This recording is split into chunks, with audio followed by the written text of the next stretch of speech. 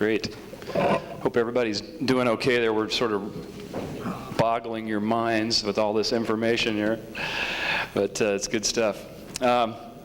Next, we're sort of moving now towards the business development side of things. We talked about consumer financing kinds of issues, and now we want to move it a little bit more towards the kinds of things that that we can look forward as a business to have access to capital, whether it's to grow your own business, to build your inventory, to do some R&D work, to finance some of your projects, those kinds of things.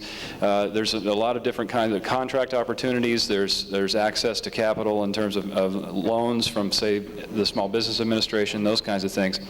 Along those lines, one of the people that have been doing some work with this, Byron Stafford with the National Renewable Energy Lab, has been doing sort of market development kind of work, especially oriented around photovoltaic projects. And we've asked him to come and give you an idea about some of the projects they're working on and seed some ideas for you to come out to think about what are some of the other projects we might be working on to help commercialize the photovoltaic technology. Let's welcome Byron Stafford with NREL.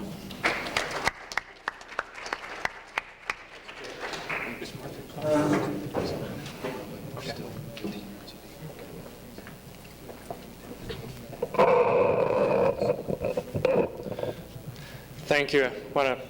It's a pleasure to be here because representing the government, sometimes the government, we try not to work in a vacuum, but sometimes we do.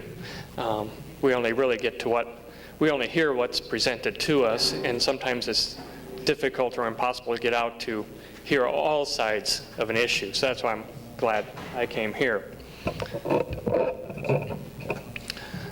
This is sort of a background of NREL, or SERI, as we formerly used to be called. We employ about 850 people. In 1993, we will spend about $167 million. Of that, about $76 million went out in subcontracts in 1992. That's a huge amount of money. Of that $76 million, roughly 1/3 of it went to big business, large business. About 1/3 went to small businesses, and about 1/3 went to universities. So NREL, since we are government funded, we have to follow government procurement regulations, and we are encouraged, and actually we get bonus points for the more small business contracts that we award. I think that's true across the board for any government organization.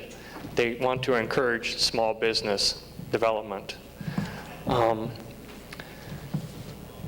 Just sort of briefly, for the government, and I'm speaking in generalities, this is not necessarily my personal viewpoint, but the government pursues what it sees as important. And that necessarily is not always the right answer or the right method. There are other ways to affect change, and you people are part of that, the grassroots, people who said, I don't believe what they're saying, I'm going to go do it this way. That's one way. Also, there are ways to affect change at the state level. The zero emission vehicles coming out of California is an example at the state level where and then the rest of the states kind of follow California. There's also opportunities at the city and county level. We try not to operate, the government tries not to operate in a vacuum, but the system's not perfect. The government basically responds better to proposals. We have enough requests coming into us, we can kind of pick and choose what we want to fund, what area we want to pursue.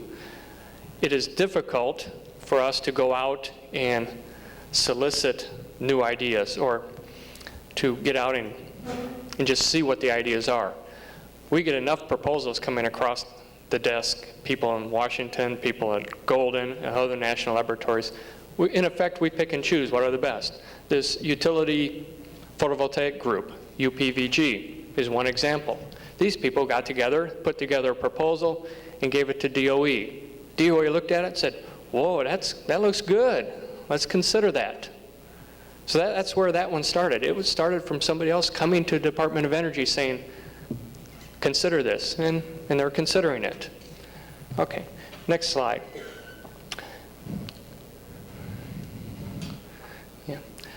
These are some of the areas that NREL is involved in. I checked the photovoltaics and the biofuels. They're sort of some of the larger programs in terms of dollars. We have a broad scope. The mission of our laboratory is really renewable energy, energy efficiency. The one thing that NREL and the government will agree on, although there's always disagreements on how that will get accomplished, but hydrogen economy is the ultimate future. There's no disagreement about that. The disagreement comes on how do you get to that. Whether it's through the alcohol fuels as an intermediate step to hydrogen, or whether you should just go to hydrogen. So these are some of the areas. Next view graph. I just want to, you're going to have to move that up. Get rid of the title. Okay. Oh, yeah, that's good. There are 10 national laboratories funded by the Department of Energy. I would encourage everybody to take advantage of the resources that are available at the national laboratories. So, next slide.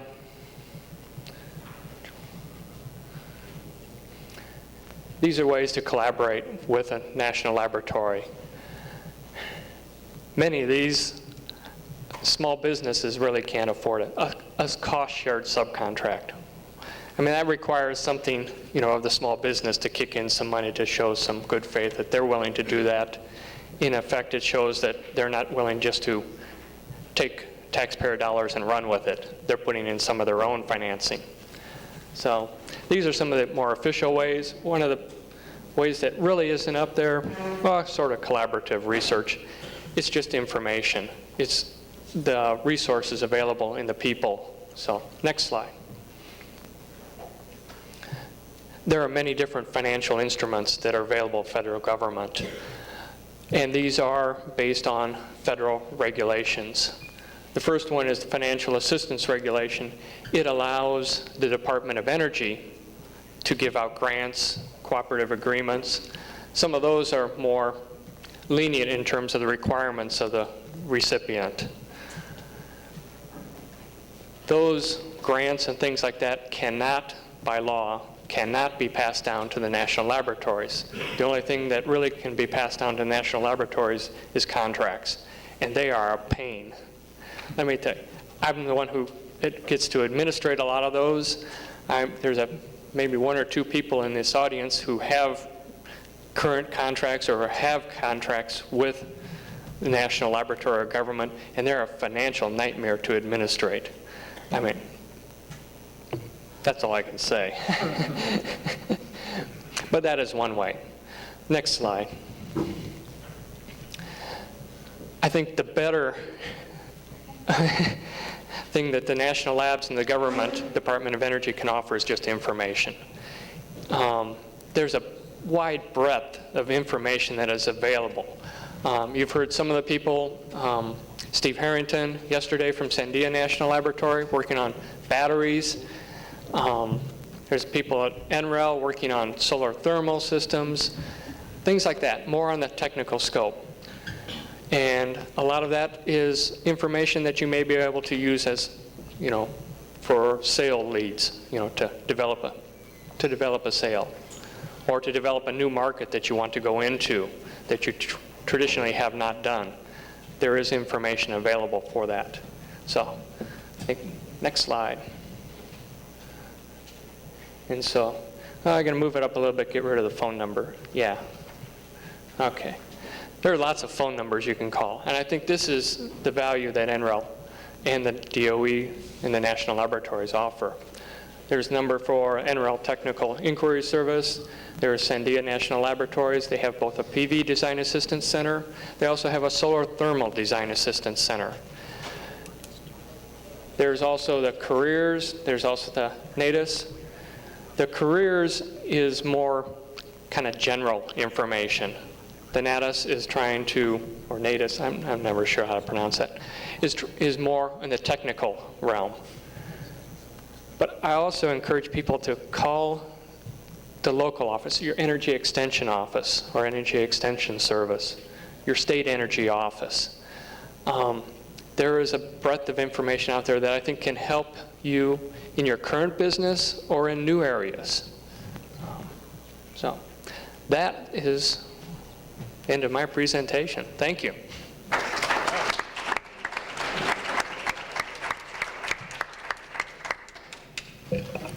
And now the PV prize program that you have, is that something that was a solicitation, or was that a proposal that came to you?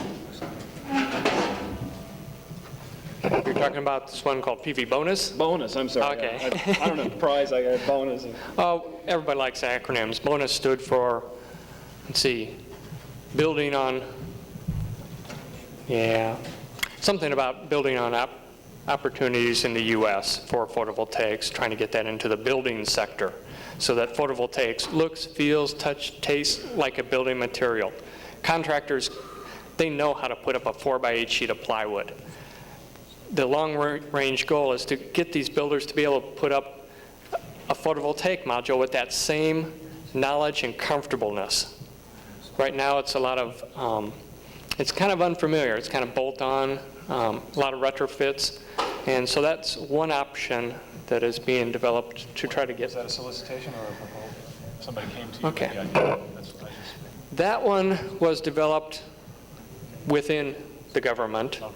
And it was, since we are taxpayer dollar, most all of our monies that we have to spend, we are encouraged, required to go out for competitive solicitations. And all of those are available. It's a real pain. And I would encourage people, you can either look through the Commerce Business Daily, and you'll probably look through that and get bored after 1 week of reading those. Another option is for the national laboratories or other organizations that give out money, send them your address, your name, what you're interested, saying, put me on your solicitation mailing list. I'm interested in these areas. And that way, if they're able to accommodate those blanket requests, that's one way that you can get coming to you without too much effort, things that you might be interested in doing. Thanks. Great. Thanks. Yeah, I just wanted to emphasize that point because a lot of the work that I did in the photovoltaic industry was involved with government sales, and that involved quite a bit of getting yourself into every single little department, making sure your file was in front of their procurement agent or that your company was listed in their list of resources, so when solicitations were sent out that you were always on that mailing list. And that's a real big business opportunity regardless of the industry, whether it's photovoltaics or transportation or solar thermal or whatever, is in terms of business opportunities. You have to really seek out all those various areas. And I mean, I had a 4-drawer filing cabinet that was just dedicated to government sales leads, and it was a pretty extensive project to keep up with it. But once you get in that role, you'll start getting more opportunities than you can deal with, and then you really have to start taking the fine-tooth comb to it to see which ones are worth it. So anyway, I'd asked Martha Dixon. I don't think that she made it from DOE. Martha, are you here? No? Okay. I had talked with Martha Dixon. She's a resource person with the Department of Energy in Oakland, and you can get their number out of the Oakland phone book. In particular, what Martha was going to talk about is export opportunities. DOE and a number of other agencies in California in particular are dealing with the export market, and I think we've identified and talked about this weekend, that's a giant growing market, and for your business opportunity as a small business to get involved in that, again, you need to have your product developed, but you also need to let those people know that you have that to get in those export opportunities. So DOE is a contact for that as well, for the export market. Yes, sir. I'd like to make everybody aware of the fact that there is a thing called the Committee on Renewable Export Commerce and Trade, and it's a consortium of 14 U.S. government agencies. The executive agency is DOE, Commerce, the state, USAID, and a bunch of other folks are part of it. And U.S. ECRIT, the Export Council for Renewable Energy, which is the industry association, is an umbrella organization that's made up of SEER, your friends, American Wind Energy Association, National Hydropower Association, National Geothermal Association, all the others, is an integral part of this correct activity. And their goal is to try to help develop markets internationally for U.S. products. Excellent. Yeah. Yeah, and SEER can give you information on how to get a hold of correct. Contacting through your CalSEA would be a good way to Yeah. do it. I'm trying to remember a good phone number. I can give you ECRIT's phone number. One of the other ways is some of those numbers that I put down for calling the PV Sandia's Design Assistance Center or calling Interal Technical Inquiry. They will also get you the same phone numbers and the leads. My phone number, because the other part of Sandia's Design Assistance Center is the Renewable Energy Design Assistance Center, which is kind of a subset of PV in this case. And my phone number is 845, same area code, 9941. Great, thanks a lot. I'm part of the correct Renewable Energy Design Assistance Center. Okay. The equity phone number is area code 202-408-0665. And I think Gary wanted to give an Energy Commission connection too. Here, what's that? That's correct. The California Energy Commission has an export office as well, which is designed specifically to help California businesses market their energy-related services and products overseas. The person in our office is Tim. That won't help you a whole lot, huh? Tim Olson, thank you very much. Gee, what a brain fade here this morning, huh? And if anyone needs his number, I do have it. It's out in the car. I'll be happy to share it. Otherwise, my number is 916-654-4258. Great, thanks. So I think we have a lot of resource people here that are able to plug you into that. Yeah, Larry, what? I was wondering if anybody knows where we could get help on things like letters of credit. Have to deal with. Okay, well, actually, I think that is a good lead-in. I'm not sure if Paul Cormier can give you an idea on letters of credit, but that sort of deals with getting financing for your business. And one of the aspects of this whole process is that you can't really do business unless you have access to capital. There's a number of ways to get that, and I've asked Paul Cormier, who works with a group here in the state of California called SAFE-Bidco, and they offer various state-guaranteed programs for loans for small businesses, and he also represents the SBA in that capacity, Small Business Administration, and many of you may have had some experiences with trying to get loans for your business or get letters of credit or other kinds of access to capital to help you, whether it's inventory or cash flow or developing new products, whatever it is. That's a very important factor here, and Paul Cormier is going to tell you a little bit about what the services he offers. Please welcome Paul Cormier.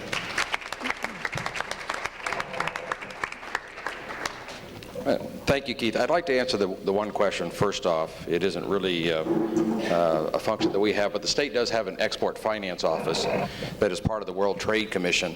And while I don't have any of their materials with me, I do have back where those people are standing in the back wall, my own business card and materials about SAFE-Bidco. And so if you grab one of my business cards, you'll be able to phone me on Monday, and I'll be able to get you that number. I guess, first of all, I should acknowledge the fact that when somebody comes to speak before a public body, they should have a pretty good feel for what the environment and the setting and the audience is going to be. And I'm trying to figure out now why I was up at 5 o'clock this morning ironing a shirt so I could come up here. Other than the fact that I knew that there was going to be somebody here from the California Energy Commission, and one of the energy commissioners happens to be my boss, and I wanted to be sure that it was acknowledged. They also... Pardon me? All right.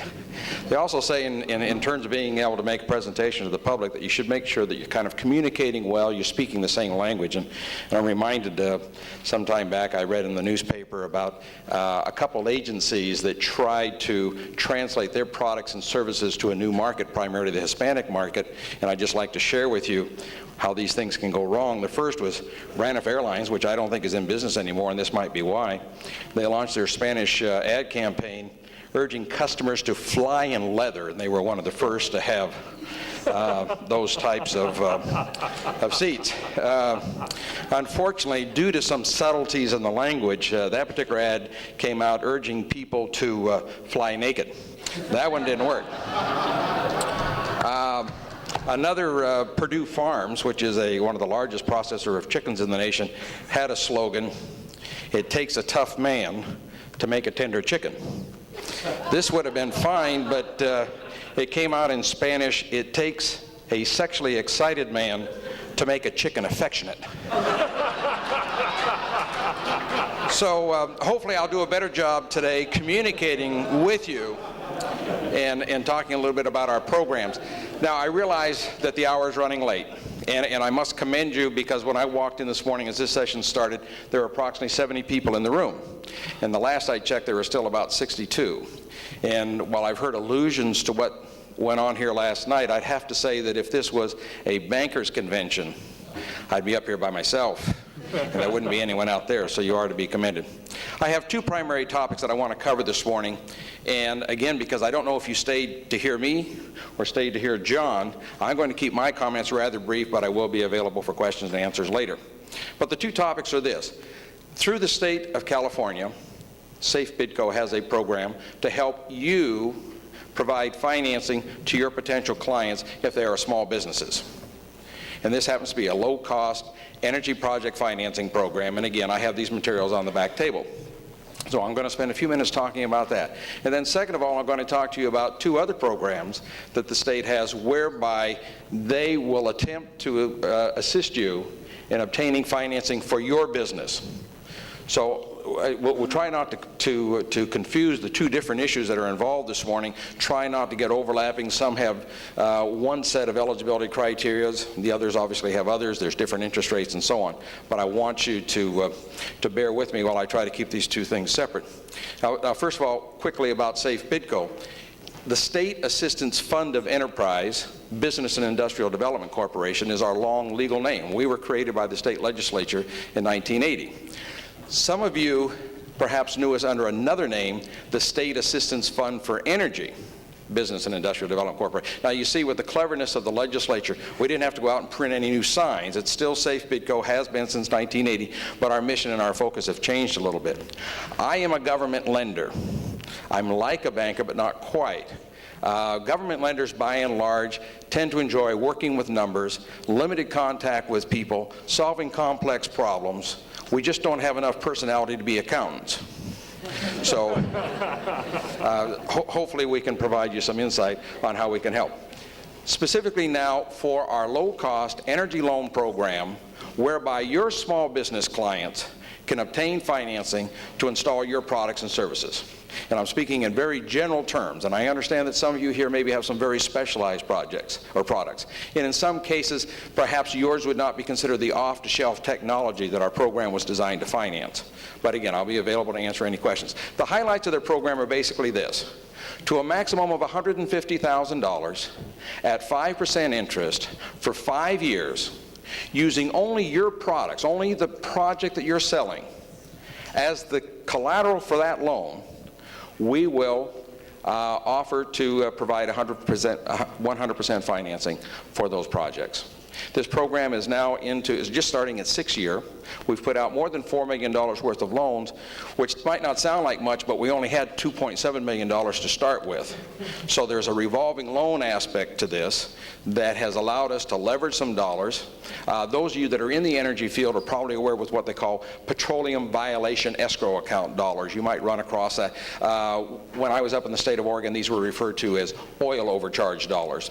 In any event, this is money that has trickled from the U.S. DOE to the state of California. The state of California then put $2.7 million, or $2.75 million, into a fund for us to operate this loan program. So about $4 million worth of loans have been made. And again, details back there, including some brief profiles of what some of our projects have been. Some key issues regarding, first of all, borrower eligibility, then customer eligibility, and then project eligibility, and then the process itself. In terms of borrower eligibility, any California-based small business, and this is going to amaze you at what we are currently using as a definition of small business based on current federal guidelines. It's any business that has any business that has a net worth of less than $6 million and has had average net income over the last 2 years of $2 million. Chances are will embrace most of the clients that you're working with. Would not handle a Hewlett-Packard or General Dynamics. Does not handle government agencies, by the way. So if you're working with a school district, if you're working with a city hall, a park and recreation district, those would not be eligible clients. One other element regarding eligibility for your borrowers, and that is that this program can also finance non-profit organizations. So if you are working with, and the quickest example that comes to my mind are YMCAs. If you're working with a YMCA to perhaps do a solar project for an outdoor swimming pool, and I'm kind of inventing things as I go along, they would be an eligible borrower under this program. The eligible projects, and again, it's a rather long list, most of it involves the conventional technologies that have been around for a number of years that have aided people in installing energy conservation projects to lower their energy bills and likewise their energy consumption as part of an overall approach to energy use in this state. Weatherization, lighting, HVAC, refrigeration, motors, controls, energy management systems, and the alternative energies are thrown in there. Very broad definition as to what will make any of those projects eligible. Kind of an acid test. Take first year's projected savings, take the installed cost. If the simple payback, and I heard somebody use that expression earlier, is 10 years or less, we've defined an eligible project. Now there's some other things to go on from there, because indicating that something will save X number of dollars is not the same as satisfying necessarily our curiosity as to how this comes about. But in general, if the product that you have will pay for itself in 10 years or less, your small business customer would be eligible to borrow from us to finance that project. Now sometimes there are honest difference of opinions as to what that simple payback is. In many cases, or in some cases, we find that even just the straightforward math will sometimes mix some people up. But I would say in the 4 years' time, it has probably been less than a half dozen projects that have been disqualified for eligibility purposes. Going back to the borrower eligibility, there are, obviously because we're dealing with some public funds, there are some criteria regarding creditworthiness, financial stability, and the general financial strength of that business. So we have that. Third item I'd like to cover there is the process itself, better outlined on the materials than what I'll cover here real quick. But typically it would go like this. You are working with a client, you've identified a need, you've proposed a solution to that client as to how you can help him or her save energy or the use of convention energy, utility purchased energy.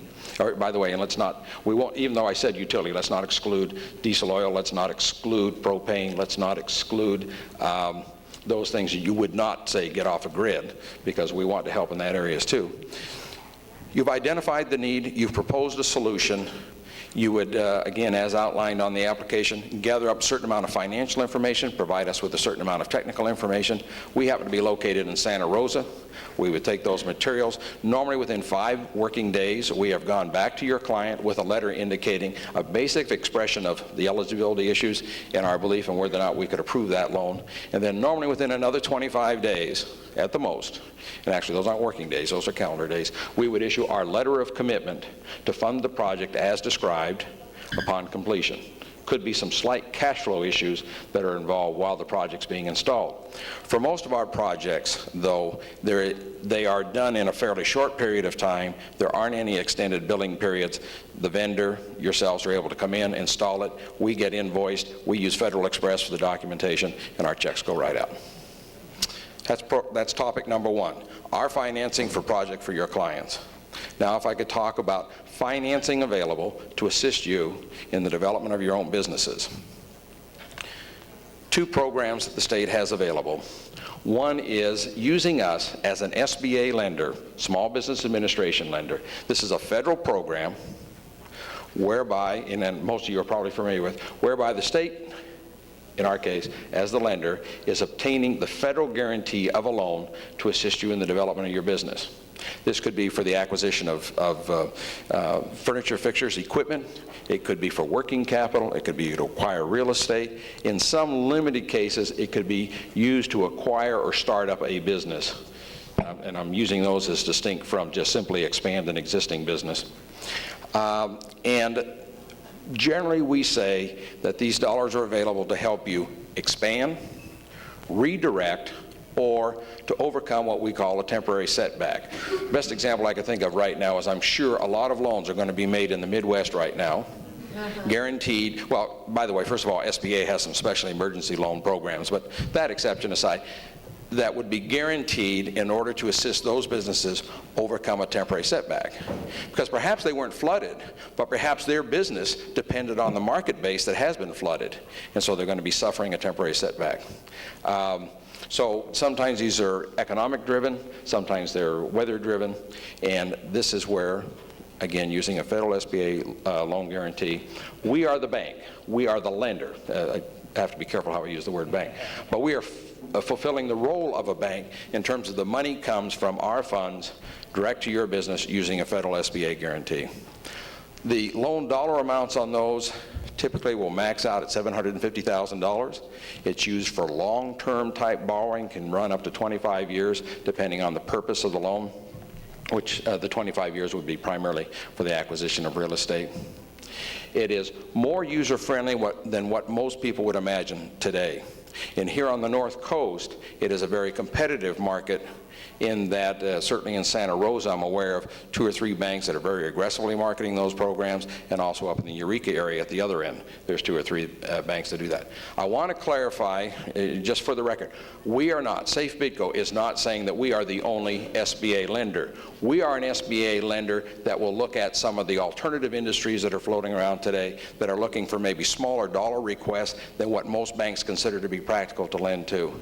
Sometimes a younger business or a new business. We will normally, if somebody contacts us regarding an SBA loan, first of all, refer you to, or certainly discuss with you, whether or not you've contacted bankers in your area. The state does not intend to be competing with, in this area, the Bank of Willits in Ukiah, Savings Bank of Mendocino County. That's not our purpose. But certainly if for whatever reason, because of regulatory standards, current portfolio restraints, profitability desires, they choose not to work with your firm, we would like for you to give us some consideration. And finally, in the same line, a way that the state could help your business grow is that the state itself operates a loan guarantee program similar to the federal SBA, but utilizing lots smaller, significantly smaller dollar limits, $150,000 to $350,000 in our case, as opposed to the $750,000, and normally for a lot shorter term. And for those of you that aren't from the North Coast, and I should back up a minute. The energy conservation loan program that I mentioned first of all, the 5% loan program, we operate that from Santa Rosa on a statewide basis. We have literally made loans from the Mexican border to the Oregon border and every place in between. We do it all by fax and Federal Express and UPS. So if you are from Southern California, mid part of the state, working with clients who are offering you as a basis not to go forward with a project, gee, I'd like to, but then we could become a source of financing for you there. On our SBA loan activity, for the most part, because of SBA's desires, we stick to Northern California. So more or less draw a line from San Francisco to Sacramento, then go to the Oregon border, and that would be where you would generally find us making SBA loans. And again, Bank of America makes more SBA loans probably in a day than what an agency like ours makes in a year. So you understand, please understand, we play a very small role in that. But the third program now, because I want to get to this geographic constraints, many of you probably aren't aware that through the State Department of Commerce, if you can think of your own bank's ATM network that provides you access to your bank services at grocery stores and vacation sites and so on, the State Department of Commerce has a similar type network, and we are one of 8 agencies in that network. SAFE-Bidco serves from roughly Sonoma County to the Oregon border, offering the state loan guarantee program. There is also an office, not a SAFE-Bidco office, but another contractor with the state located in San Diego. There's 2 in Los Angeles, Salinas, Fresno, Oakland, and Sacramento. So all of you should have access to the state loan guarantee program that I'm going to mention to you here in a minute. It is the state's attempt to provide some extra safety net, some extra alternatives for you as small businesses in order to gain the working capital that you need for your business. There's a key player in this program, though, and that is your bank, who has said to you, gee, I would like to be able to help you, but, and the but could be your loan is perhaps not big enough to justify processing through the federal SBA program, or again, your business is too new, perhaps involves some technologies that they don't understand, although they're not really financing the technologies. But with your bank as a partner, the 2 of you can approach the state loan guarantee program and seek assistance where the state is going to say to that bank, yes, we will guarantee 90% of a loan. Again, normally shorter terms. And as a matter of fact, it's, although the Federal Small Business Administration program is now trying to handle working lines of credit, that is a pilot project with them, the state loan guarantee program has built its reputation on providing you with short-term lines of credit, seasonal, revolving, project-oriented, and it's a very compatible financing program for those needs. I've covered three primary things this morning: financing for your customers, financing for you through the federal SBA program, and financing for you through the state loan guarantee program. I know that the next speaker has a lot of exciting and good things to say because I track his company in the newspaper and I've always been fascinated by it. I'll take perhaps one or two quick questions now if there are any, or I'll be in the back of the room for at least another half hour. What about that letter of credit issue that you brought up? Well, I did, when I first got up here, and I'm sorry, I didn't specifically say, the Export Finance Office through the World Trade Commission, they in effect are building their program around guaranteeing financing for export transactions, which in some cases would be guaranteeing of some letters of credit. But the Export Finance Office is the vehicle, and then they have multiple tools available to them. And is the state loan guarantee program existing in other states? I am not aware of comparable programs either as a state-owned SBA lender or a loan guarantee program in other states. I'm not personally aware of it, but again, if you know, from Nevada, Arizona, certainly those respective departments of commerce. I came here from the state of Oregon, and I was not aware of similar programs there. Yes, sir. What we need help with is just dealing with legality, letter of credit. We only have just one. If we have one now, we're having trouble with that. You're having trouble collecting on it? It's an overseas transaction. As a backdoor approach, certainly, again, that Export Finance Office, because it's their understanding of trade matters, could perhaps help you there. Collecting it could be something else. Or perhaps, are you dealing with, not all the banks handle international transactions, certainly B of A and Wells Fargo. But if the goods have been shipped and if they were shipped based on that letter, I'm not sure that anybody's going to be able to come in and necessarily tighten up anything on that for you. I don't know. Why don't we chat about it in the back, okay? Anything else? Okay, thank you very much. Great, thanks.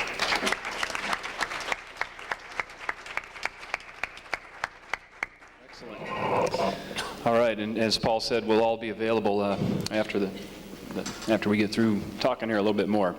Well, you know, when we originally set this program out, I was looking at all the different types of financing, and obviously one of the ways to grow your business is to do a public offering. And we sort of have a legendary person in our industry, and there's a lot of us out there that are wondering about success and how to handle success, and we're talking about loans and such. And I know that talking to John Schaeffer, he's had a difficult time getting access to standard forms of capital, and so there's a lot of different ways to grow your business. And we invited John Schaeffer from Real Goods Trading Corporation to come here and talk to us today about some of the trials and tribulations of taking your business public, which involves quite a bit in the way of public stock offerings and getting to a point where that's viable. So please welcome John Schaeffer from Real Goods.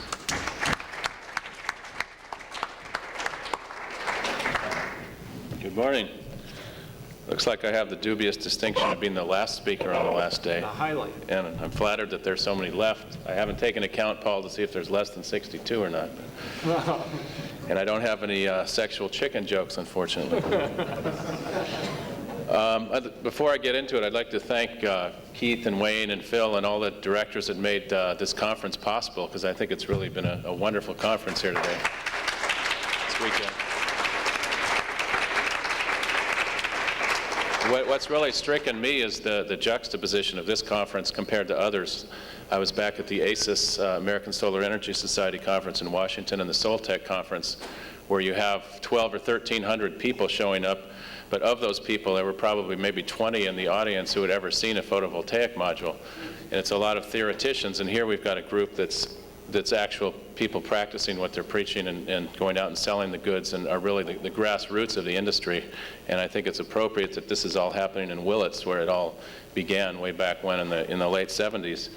And I'm stricken by the fact that it's kind of an incestuous industry. You see all the people that have been around for years and years, and it's almost an addictive industry. You see people coming out in new incarnations all the time. To see John Hill and Ron Kennedy and Sam Vanderhoff all in the same room in different incarnations is really encouraging. It's kind of like the old birthday candles. You blow them out and they flame back up again. And people are here that will always be here and have been here for years.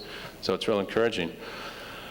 And I think this cooperative spirit is great, because many of us during the week, we spend all this time in our competitive lives worrying about hammering prices with various distributors and fighting amongst each other. But here we have a real opportunity to come together and work out some kind of an industry standard that can be taken to the agencies out there. And to me, the fact that the utilities are getting interested is a very healthy sign. I think that even with all of the work that we've done out there in the last 10 or 15 years, we're really only making a dent.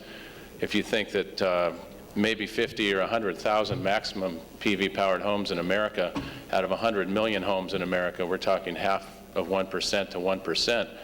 And if we really want to make a dent on this planet, we've got to get that up to 5 or 10% fairly quickly. And I just don't think that we have the capacity, as much as we would like to think we do, of doing that by ourselves. I think we might need some encouragement.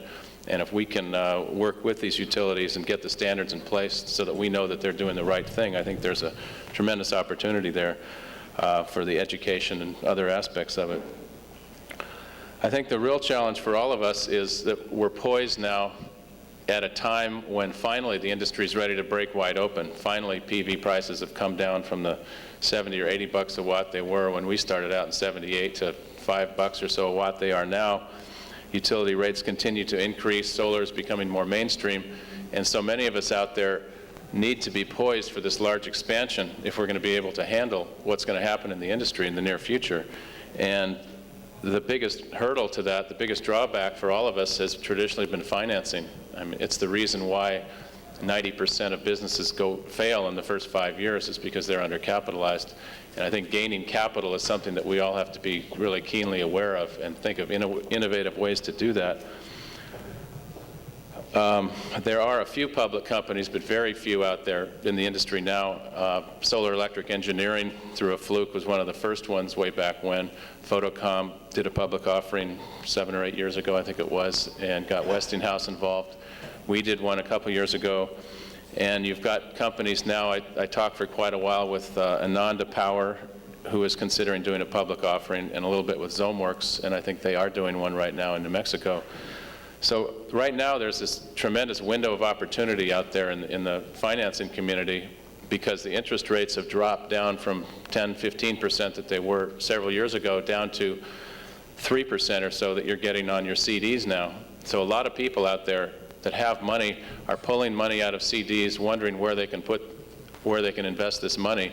So the time is really ripe for public offerings, and it's a way to finance your company directly, a way to use your own customers who believe in you more than anyone else does to become part of your business. Before I get into the mechanics of how we did our first public offering, just for the benefit of those of you who don't know who Real Goods is, this year we plan to be a $10 million mail order company, about 95% mail order. Half of our sales are in renewable energy products, off-the-grid merchandise, solar panels, wind generators, hydro, et cetera. And the other half is environmental products and energy-saving products, compact fluorescents, NiCad batteries. That's probably the more rapidly expanding part of the business. Right now we send out about 4 million catalogs a year, and we publish the Real Goods News, which is a newspaper-like format, and an alternative energy source book. The business, the mail order incarnation of the business began in 1986 when I did the first mailing of about 2,000 very crude catalogs, and in '86 we did about $29,000 a year in sales. The business began to expand and tripled in sales every year from '86 to around 1991. To the point now where we're down to about a 25 to 50% annual growth rate. You can never sustain those rates as you keep ramping up the sales. Can I have that first slide? This is kind of a sample of where the growth rate has gone to illustrate what happens to businesses when they get to that area. In 1991, we were doing about $4 or $5 million in sales, And if you hire these $2,000 a day mail order consultants, they'll tell you that this is the area called the black hole or the Bermuda Triangle of mail order. It's a time when your growth rate is happening so fast that it outstrips all the available capital. Every penny that you have goes into a new phone system, and then you need a new computer system, then you need a bigger warehouse, then you need more employees, and then once again your phone system needs to be expanded. So you're not making any money, you know, you're eking out maybe 1 or 2%. We were lucky enough not to be losing any money either, but we had no way to expand other than organically, and we couldn't get any capital. The bankers looked at us and said, you know, you've got an 11, 12 to 1 debt to equity ratio, we don't want to touch you. The venture capitalists wanted 30, 40% return on their investment year after year. So the other option was selling out, and I was having too good a time to want to sell out. So we eked out a little $30,000 loan from the Savings Bank of Mendocino County, which went out on a big limb to do it. Anyway, around February of 1991, an article came out in the Wall Street Journal, which was very fortunate. There was an article about green business success, and I got about 200 calls that week from people with all kinds of scams from Wall Street to Madison Avenue, all over the country trying to sell me things. And one of these calls was an investment, or an ex-lawyer, and actually in the savings and loan industry in San Francisco, and he called me up out of the blue and said, how would you like to have $1 million in interest-free capital that you never need to pay back? It'll be totally free of restrictions, and it'll be invested by the people of the same political and social beliefs that you have. I remembered back to the old phrase, if it sounds too good to be true, it probably is, so I invited him up to lunch anyway. And sure enough, there was this vehicle called the direct public offering, which was a little hole in the SEC regulations that had been created to encourage small businesses to be able to acquire capital through this little known regulation. So I thought, this sounds like a great idea. We can make our customers enfranchised by owning the store, the best possible customer service by having the customers own the company. Right now, I think my long-term goal would be to have 40% of the company owned by the public, about 20% owned by the employees, and 40% owned by me, just to have a nice balance so that your employees are kept incentivized and the public is kept incentivized, and you have a ready and willing market out there. So the first thought after he told me all this was, can we really afford to do this? It's a shoestring operation, we don't have a lot of money, we can hardly get a bank loan. What is this offering going to cost? So, can I have that next slide, please? So here you can see the comparison of an underwritten offering that you do through an underwriting house like Hambrecht and Quist or someone versus the direct public offering on the right. So this is what we were facing. It looked like it was going to cost us around $110,000 to raise $1 million in capital, which is far lower than the rates that you can get from a regular underwritten offering, which are typically around 25%. So since we determined that we could afford to do this, the next thing we had to figure out was, did we have a market there? Did we have people that might consider buying the stock offering? So we determined that our best customers were those who had ordered 4 or more times, had spent over $500, and lived in the states that were approved by this SCORE program, which stands for Small Company Offering Registration. So we mailed out a questionnaire to them with strict SEC language that said, if we did a public offering, how many of you would be interested in investing, and if so, how much? And we asked them for a range, the least amount to the largest amount. So the results from the mailing are on the next slide. So 65 people in California said they would be interested in between $298,000 and $411,000, and on our overall customer file, which at the time was I think about 50,000, there were 2,700 people in California. So we tallied up the list of what they said they might be interested in investing and came up with the fact that it looked like we could get between $830,000 and $1.25 million from the targeted customers on our list. So with that information, we decided, let's go ahead and try it. Nothing to lose except $100,000. So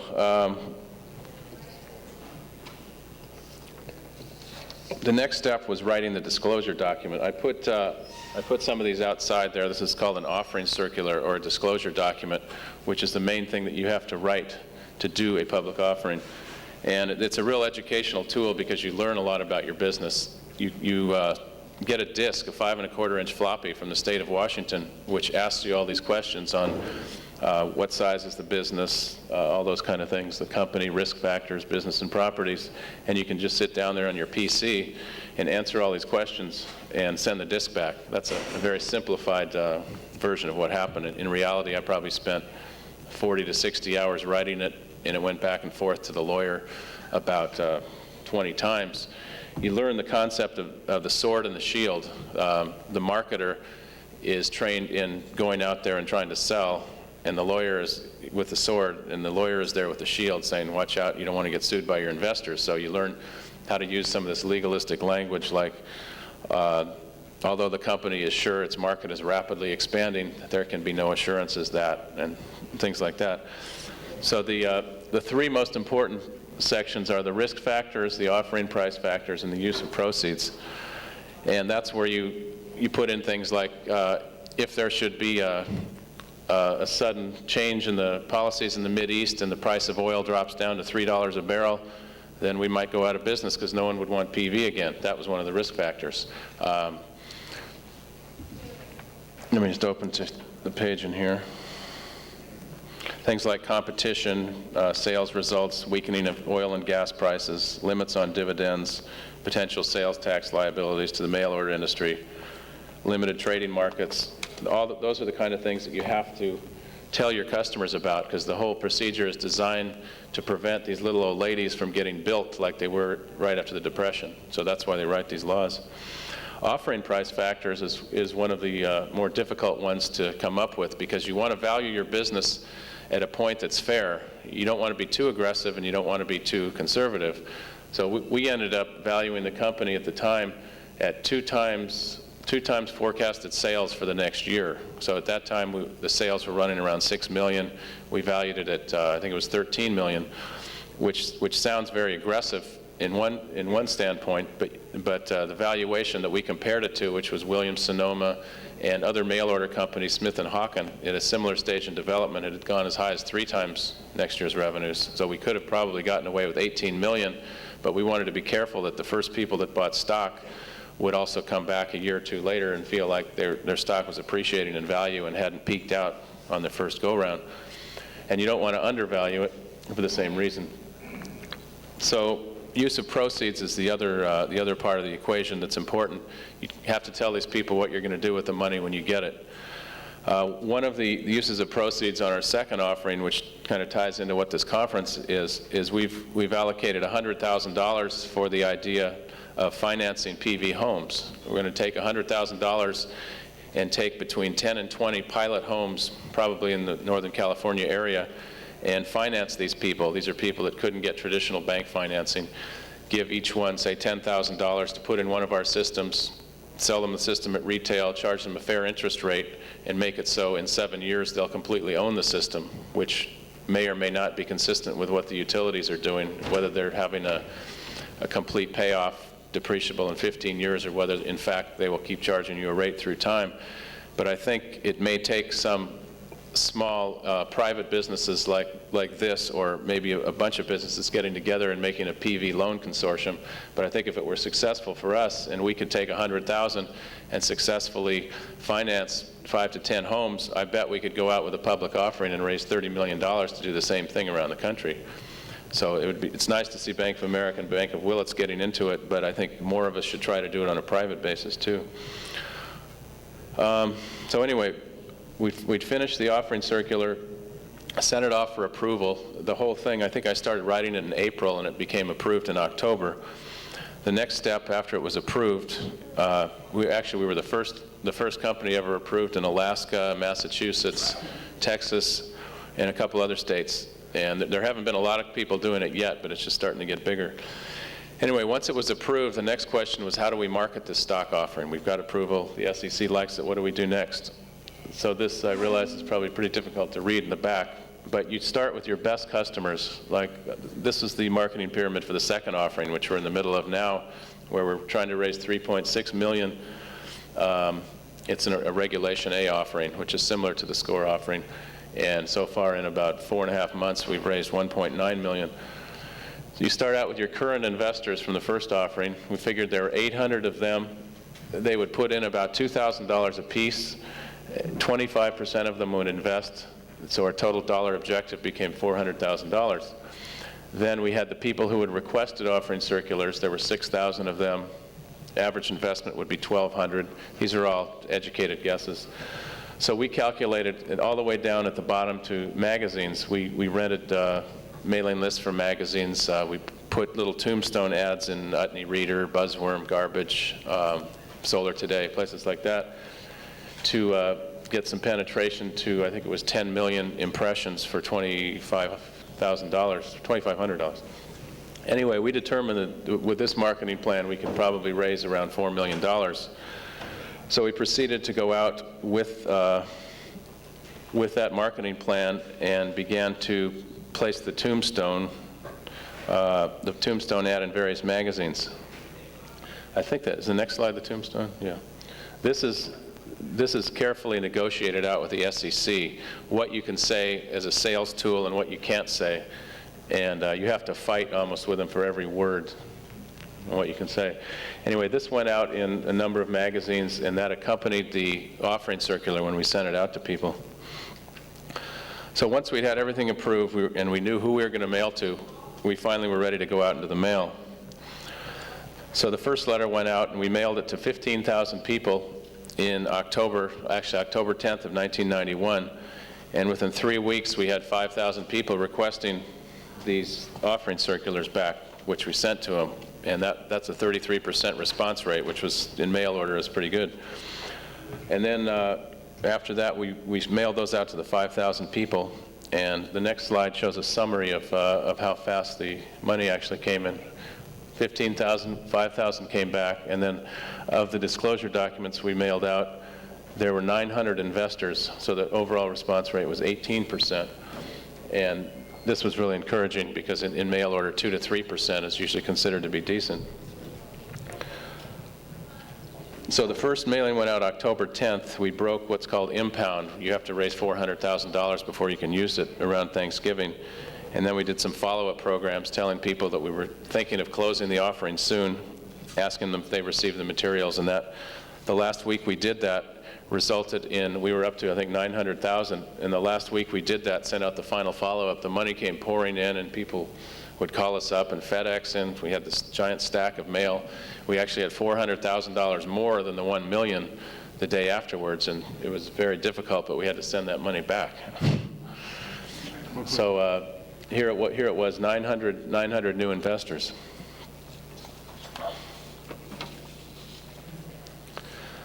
So the aftermarket, once the offering was sold, we had this ready group of 400 people who had wanted to invest but weren't able to invest. So there's an element in the SEC, a ruling called the Rule 144, which allows owners of majority stock of company to be able to sell 1% of their stock in any 3-month period. So I was able to put out some of my individual shares to satisfy that increased demand. So let's take a look at what the overall SCORE offering actually cost after all was said and done. The accounting fees were about $30,000, the legal $50,000, the advisor that helped me through the process was $15,000, the printing $20,000, postage $15,000, the follow-up $4,000. So the total was, we had expected $110,000. It was actually $134,000, but still well lower than it would have been with a underwritten offering.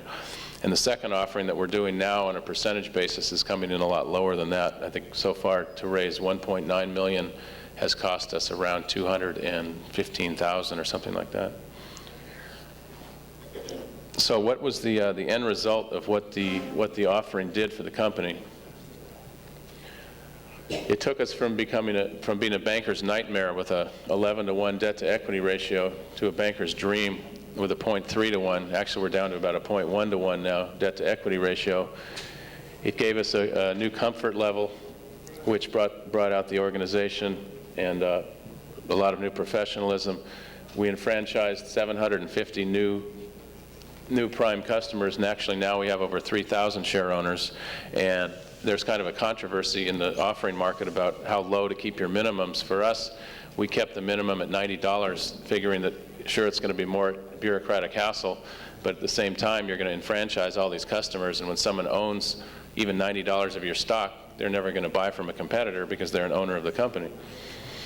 So it gave us the luxury of actually getting into some strategic planning, enabled us to form a true board of directors, and all of this on the first offering, I only had to dilute my ownership by 7%. That's why we often refer to it as the 7% solution. So the real gratifying part of the whole process was our first annual solar-powered share owners meeting last year up at Greenfield Ranch off Ore Springs Road, where we had 200 people of the 750 showed up. Some of you were there. And there were no fossil fuel cars allowed down in the parking lot, and there were 2 beautiful ponds. And I said, welcome to the first ever solar-powered share owners meeting, and said, how many of you, I said, I'm a little embarrassed to say that not only have I never led one of these before, but I've never even been to a shareholders meeting. And how many of you have never been to one? And 95% of the hands out there went up. So I think, the lesson is here that there's a ready and willing audience out there for many of your companies, and it's not that difficult to do. I think we are in an industry that has the advantage of having true believers, of having almost political, religious belief in what we're doing, bringing renewable energy to the world. And these people don't want to invest in IBM, and they don't want to invest in ancient technologies, and we are in a very rare window of opportunity that we have now to help raising some money. So I would encourage any of you out there to try to do it. Thank you.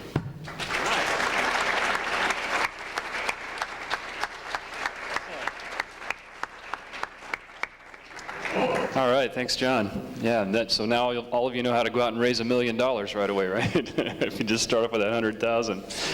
Well, I'll tell you what, after 3 days of wild and woolly beating it out here, I think we've done a lot, and I want to say special thanks to all of our volunteers that have stayed here late at night, gotten here early in the morning to put this together. I want to say a couple of things. We're going to, well, let's see. First of all, Northern California Solar Energy Association and the American Solar Energy Society is putting out a call for papers for their show next year in San Jose, June of '94. There's information on the back table about that. There's evaluation forms, these sort of beige-colored forms on the tables there. We'd like to hear some feedback from you. If you'd please take some time to write that down. We have a little bit of food right over here, some snacks just to sort of ease your appetite off. We're going to take a ride on the skunk train, and we're going to be leaving here at 1 o'clock. The train leaves at 1:30 from just right down the street. We're going to ride down to North Spur and talk about our plans for the Renewable Energy Development Institute coming up soon. So if you'd like to be involved in that, you can gather. There's a sign-up sheet out in the hallway. And with all that said, thanks for your patience. Thank you very much for coming, and we hope to do it again. Thanks.